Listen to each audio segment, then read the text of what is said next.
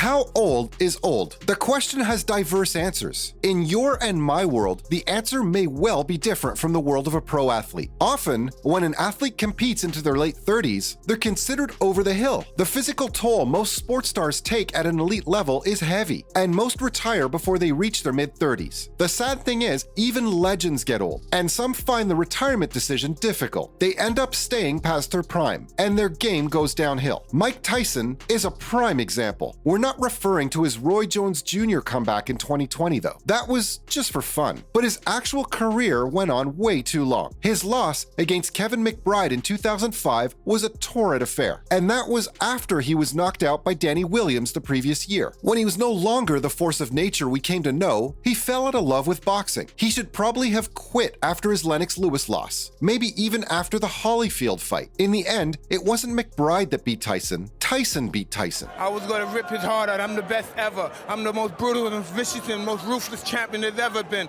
There's no one can stop me. There's no one that can match me. My style is impetuous. My defense is impregnable. And I'm just ferocious. I want your heart. I want to eat his children. Praise be to Allah. Then, Michael Jordan had no earthly reason to join the Washington Wizards. He had oodles of boodle, and his legacy was with the Chicago Bulls. Sure, he loved the sport enough to stick around a while longer, but he ended up playing with a rubbish franchise. During his 2 years in the Capitol, he still averaged around 20 points per season, but it was a different MJ. His body was aging. Fans had unrealistic expectations. The extra time he spent playing basketball didn't have the same impact it has on boxers or football players, but it didn't do his legacy any good. Kobe or LeBron? Well, I mean, that's a tough one. I would say Kevin Durant. Tom Brady is another example of a long-in-the-tooth athlete. While many believe he's the greatest quarterback of all time, his light is fading. He spent 20 seasons with the New England Patriots, then walked away, then came back, and now he's walked away again. This time, he says it's for good. When he left the Patriots, he joined the Tampa Bay Buccaneers. He wasn't altogether terrible, but there was none of the standards of play we were all used to. In terms of his legacy, maybe 20 seasons would have been the perfect number to quit with. And Bill Belichick would have had to sing his praises. We all would have loved to see that. Anything that really scares you? Anything that intimidates you? The end of my playing career. Big time. Because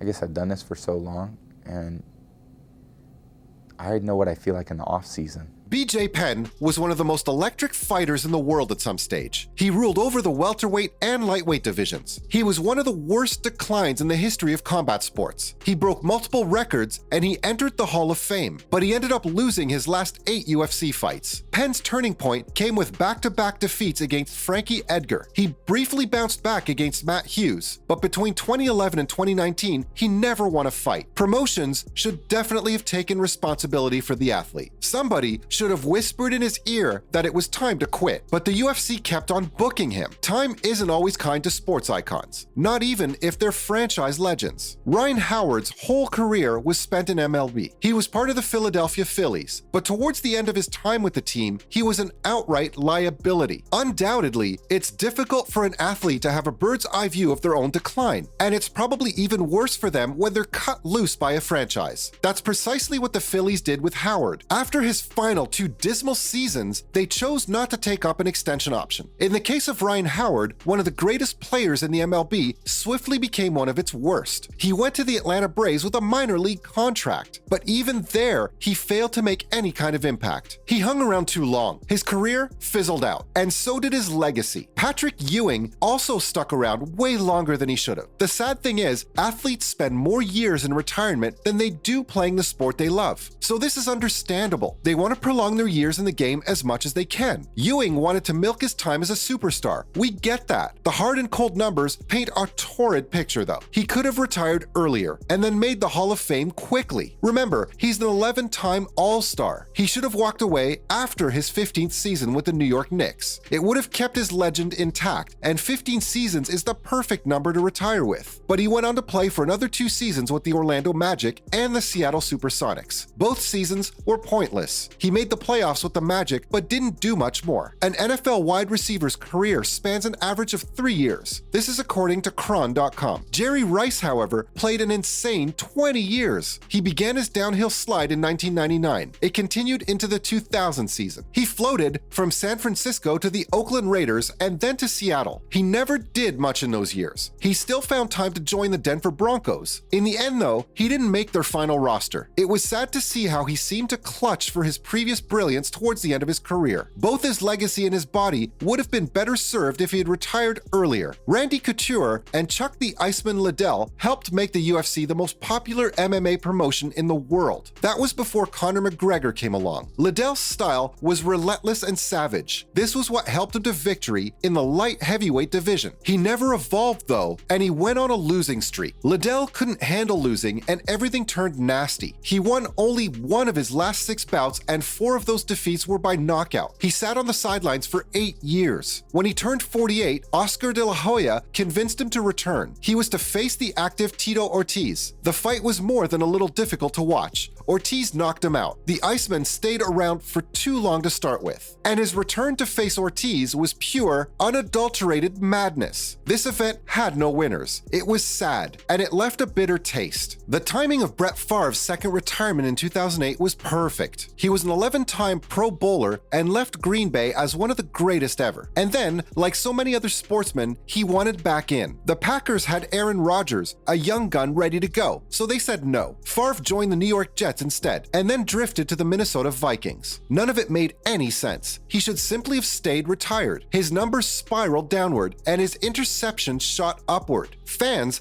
often have short memories. They're quick to forget brilliance and success when it doesn't play out in front of their eyes. And this happened to Favre, and his health started sliding too. He is one player that definitely hung around too long. The greatest boxer ever to set foot in the ring has to be Muhammad Ali, but his last couple of fights were just sad, and one has to wonder what it did to his health. He fought classic wars in his career, and he took punishment like nobody else. Just think about his fights against George Foreman and Joe Frazier. After refusing to do service in Vietnam, he spent 3 years on the sidelines. This probably contributed to him staying longer than he should have. The unfortunate matchups with Trevor Berbick and Larry Holmes stung fans. Ali probably knew, but he couldn't resist the lure of the ring. And before we run the risk of staying too long, we're out of here.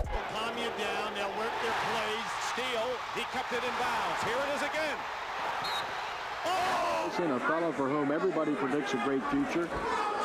If they can find some fights, then... Out front, pressured by Dennis Johnson. Michael in the drive, in for the right. Hesitation move, to the hoop for the right. Scoop shot, good on the reverse. The P.J. rocked him. B.J. Penn has done it. Fakes in. He leads to the right hand. Down he goes. Michael Tyson just absolutely attacked him. Watch this.